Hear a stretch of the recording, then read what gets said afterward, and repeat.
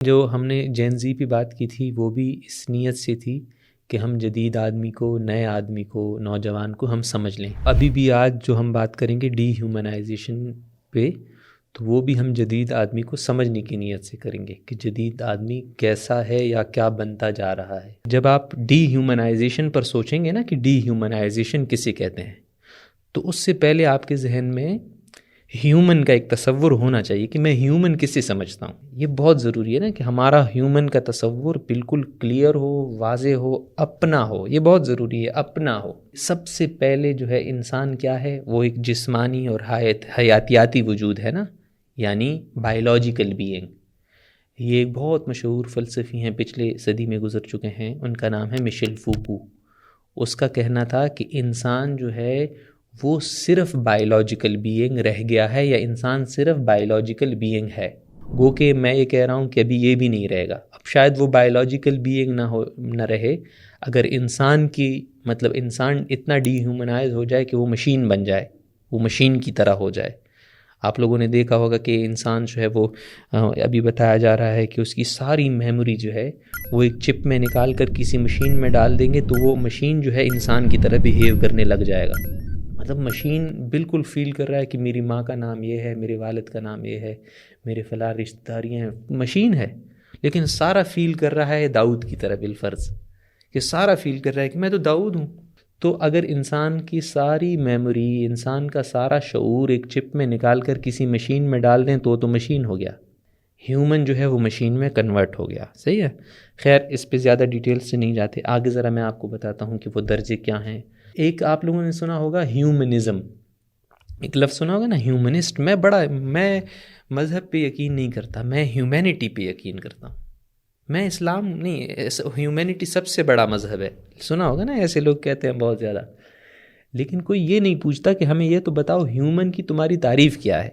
वही जो सिर्फ़ ख्वाहिशात का पाबंद है, जो सिर्फ़ जिबिल्लतों का पाबंद है, या कौन सा ह्यूमन, या जो रूहानी वजूद है या जो अखलाकी वजूद है वो वाला ह्यूमन। तो ह्यूमन तो कोई आपको बताएगा ना ह्यूमन ये होता है। मैं ह्यूमैनिटी पे बिलीव करता हूँ, अच्छा पहले मुझे ये बताओ ह्यूमन कौन होता है। ये फ़ौरन सवाल बनना चाहिए। अगर कोई आपको बताए ह्यूमन वो होता है जिसमें ख्वाहिशात हैं और वो ख्वाहिशात पूरी करते हैं, बस ये ह्यूमन होता है, हम तो कहते हैं कि नहीं, ये ह्यूमन होता ही नहीं। हम तो कहते हैं ह्यूमन वो होता है जो अल्लाह का बंदा है, ह्यूमन वो होता है जो रूहानी बीइंग है, ह्यूमन वो होता है जो एथिकल बीइंग है, अखलाकी वजूद है, ह्यूमन वो होता है जो अक्ली वजूद है। सही है ना, रैशनल बीइंग है। तो हम उसको पूरी लिस्ट बताएंगे, ह्यूमन तो ये होता है। तुम जिस ह्यूमन की बात कर रहे हो वो हमारी नज़र में ह्यूमन नहीं है, वो सब ह्यूमन है, वो ह्यूमैनिटी से कम है, वो ह्यूमन से कम है।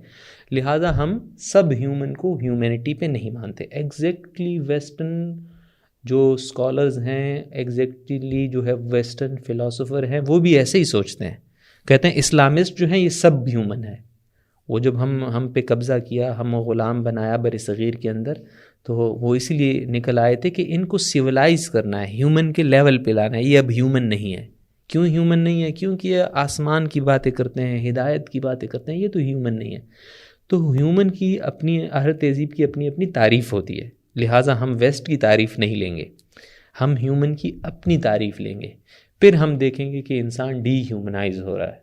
तो हमारी नज़र में इंसान सबसे पहले दर्जे में है बायोलॉजिकल बीइंग, क्योंकि ज़िंदा है। फिर उससे आप ऊपर उठेंगे तो आपको लगेगा कि वो तो अब एक शऊर भी रखता है ना, लिहाजा वो रैशनल बीइंग भी है। सही, एक शऊरी वजूद है उसके, अल्लाह ताला ने उसके अंदर एक शऊर रखा हुआ है, आज़ादी रखी हुई है, समझ रखी हुई है, जो बाज़ जानवरों में नहीं है उस तरह। उससे ज़रा हम ऊपर उठेंगे तो हम कहते हैं नहीं, इंसान जो है वो एथिकल बीइंग है। वो चीज़ों को एथिक्स की बुनियाद पे देखता है। सही है कि क्या मतलब अच्छा क्या है, बुरा क्या है, ये है एथिक्स। तो एथिकल बीइंग भी है। बहुत सारी चीज़ें रैशनली बिल्कुल ठीक होंगी, लेकिन एथिकली ठीक नहीं होंगी। तो एथिक्स एक और चीज़ है जो हम कहते हैं इंसान एथिकल बीइंग है।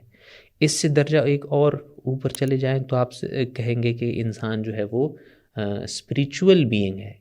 उसकी कहीं कनेक्शन है किसी खुदा के साथ, किसी मावराई कुव्वत के साथ। सही है ना। तो हम कहते हैं इंसान स्पिरिचुअल बीइंग है। और भी इस तरह चीज़ें कहते हैं, जैसे इंसान जो है वो एक एस्थेटिक सेंस रखता है, वो एक हुस्न कुब जो है, खूबसूरती और बदसूरती में फ़र्क कर सकता है, वो चीज़ों को खूबसूरत बनाने की कोशिश करता है, लिहाजा वो एस्थेटिक बीइंग भी है। सही है ना, ये मुख्तलिफ़ दर्जे हैं। तो और हम इसकी भी डेफिनेशन अपनी तहज़ीब से लेंगे कि खूबसूरती क्या है, बदसूरती क्या है, अच्छाई क्या है, बुराई क्या है, अक्लमंदी क्या है, बेवकूफ़ी क्या है। तो ये भी हम अपनी सिविलाइजेशन से ये बात लेंगे। यहाँ तक तो बात आप लोगों को समझ आ गई होगी। अब आप सोच लें, इंसान जो है डीह्यूमनाइज होता जा रहा है, उसके स्पिरिचुअल लाइफ कमज़ोर होती जा रही है, उसके एथिक्स जो हैं वो कमज़ोर होते जा रहे हैं। हाँ, मतलब वो एथिकल बीइंग मज़ीद नहीं रहा, वो वल्गर होता जा रहा है। सही है। हाँ, बिलफर्ज वो एस्थेटिक सेंस उनका बर्बाद हो रहा है। फ़र्ज़ किया ऐसी और चीज़ें हैं, रैशनली वो चीज़ें रैशनल नहीं देखता, रैशनली चीज़ों को नहीं देखता, रैशनली चीज़ों को वो नहीं करता, एनालाइज नहीं करता। तो इस चीज़ को हम कहते हैं कि वो डीह्यूमनाइज हो रहा है, कि ये इंसान के जो दर्जात हैं उसमें अभी कमज़ोरी आ रही है।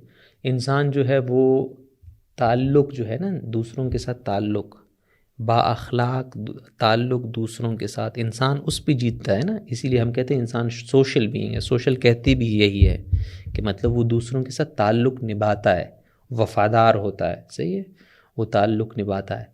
अब अगर उसमें कमज़ोरी हो रही है तो हम यही कहेंगे ना कि इंसान जो है वो डीह्यूमनाइज हो रहा है।